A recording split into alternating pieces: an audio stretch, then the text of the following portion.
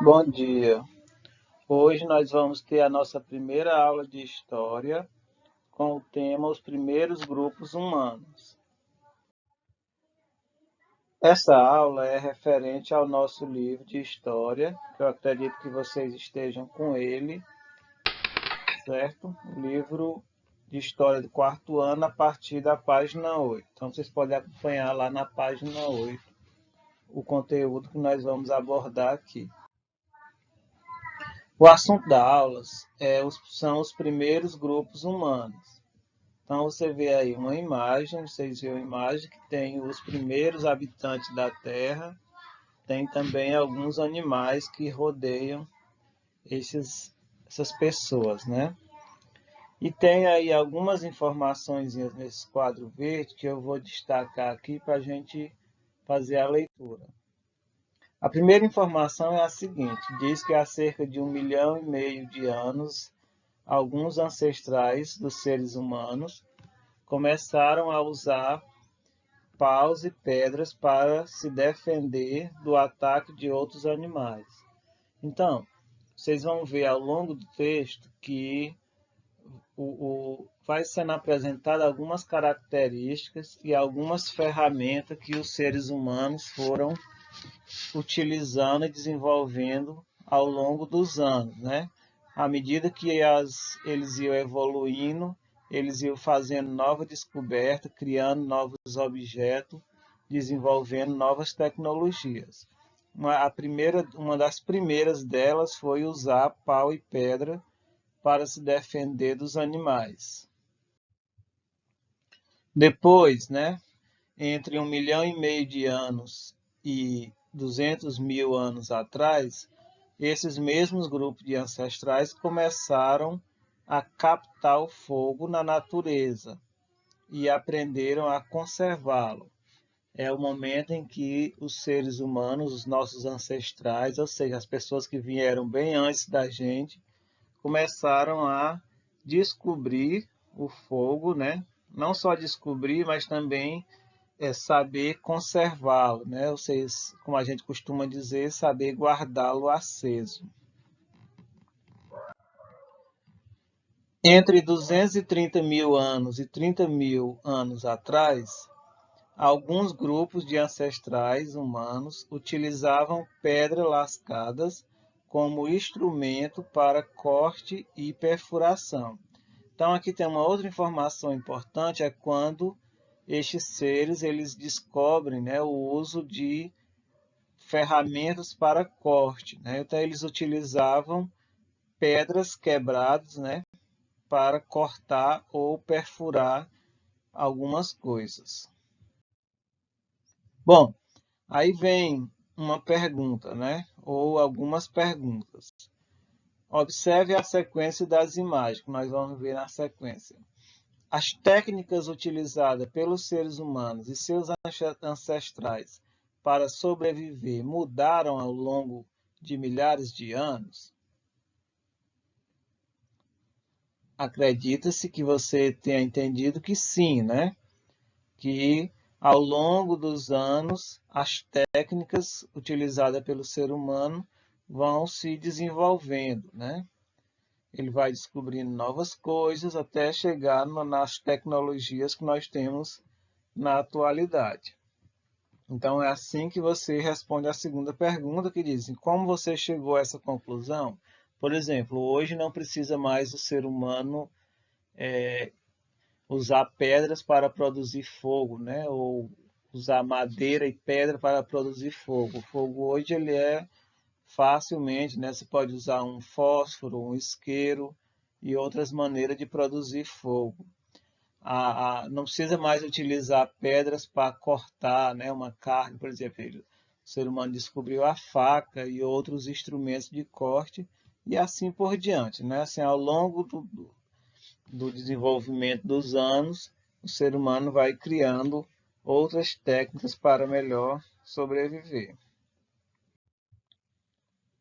Tem aqui um exemplo, né? Que, por exemplo, há cerca de 150 mil anos, o ser humano eles começaram a pescar e coletar frutos. Também nessa época eles não tinham lugar fixo para morar, né? Eles ficavam se deslocando de um canto para outro. O que acontecia? Eles pescavam e coletavam frutos em determinado lugar. Quando aquele lugar não tinha mais peixe nem frutos para eles se alimentar, eles se deslocavam para um outro espaço buscando estes fins, certo? Há cerca de 12 mil anos, os seres humanos, né, os humanos, passaram a plantar e a cultivar alguns vegetais. Aí foi aí que surgiu a técnica de fazer plantações, né? Plantar o milho, que é o que a gente faz ainda hoje, milho, feijão, roça. Também foram encontradas pinturas em paredes rochosas e em cavernas feitas pelos seres humanos há mais de 30 mil anos. Bom, agora vamos falar um pouco sobre a importância do estudo da história, né? O texto você pode acompanhar na página 10 do livro, esse texto que fala sobre a importância do estudo da história.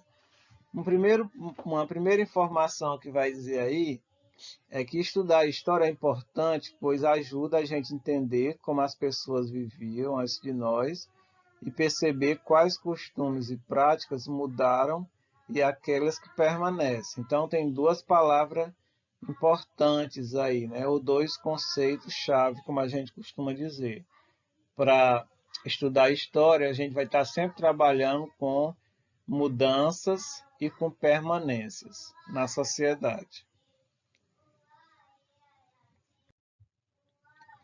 O historiador é quem produz o conhecimento histórico, ao se dedicar a investigar e a interpretar os fatos ocorridos ao longo do tempo. Então, tem aí a figura do historiador, né? Então, quem é o historiador? O que é que ele faz? Ele é quem produz o conhecimento histórico, por meio de investigação e interpretação de fatos. Outra questão importante é que a história ela pode se transformar em ritmos diferentes. Tem coisas que mudam mais rápido, tem outras que demoram mais tempo, né? Então, por isso que existem três tipos de acontecimento. Existem os acontecimentos de curta duração, que são aqueles que ocorrem rapidamente em um curto período de tempo. É o caso, por exemplo, de uma partida de futebol, um show ou a gestação de um bebê.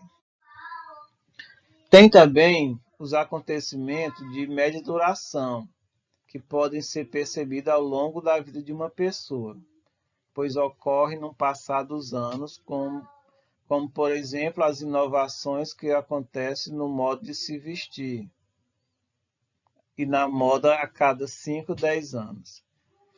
Também tem os acontecimentos de longa duração, que podem ser percebidos com o trabalho do historiador. Por exemplo, a mudança na paisagem ou a evolução nas técnicas utilizadas na agricultura.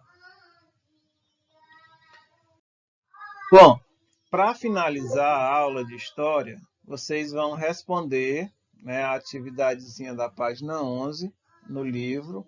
Caso alguém ainda não esteja com o livro, eu vou estar colocando esse material no grupo para vocês copiar no caderno e responder essas duas questões. A primeira questão, que é de ligar as palavras, né? Você vai fazer a relação entre uma coluna com a outra. Por exemplo, aqui tem a palavra continuidade. Assim, liga as palavras que possuem significado semelhante, ou seja, você vai procurar na coluna de cá a palavra que tenha o mesmo significado ou o significado semelhante à outra, né? Então você vai fazer a ligação aqui. Por exemplo, continuidade é a mesma coisa que duração, mudança, acontecimento ou permanência. Segunda questão, vocês vão classificar as imagens de acordo com a legenda. Cada imagem aqui você vai dizer se esse episódio, né, ou esse fato é um fato de curta, de média ou de longa duração. Tá certo? Então, boa aula. Leiam novamente o texto com calma e depois respondam as perguntas. Qualquer dúvida, vocês entrem em contato.